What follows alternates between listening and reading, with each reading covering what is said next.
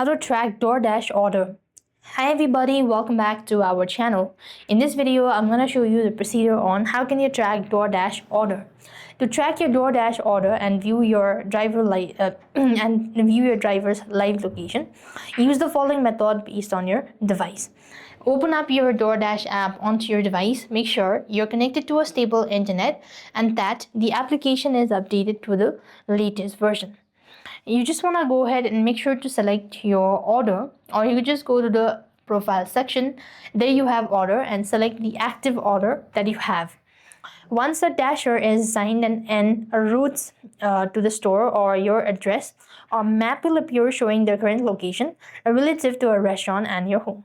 You will get automated updates when the driver is heading to the store, has picked up your food, and is approaching your location. And that is how you're going to track DoorDash order. I hope the video was helpful. Make sure to like, share, and subscribe. Thank you for watching. See you in the next video.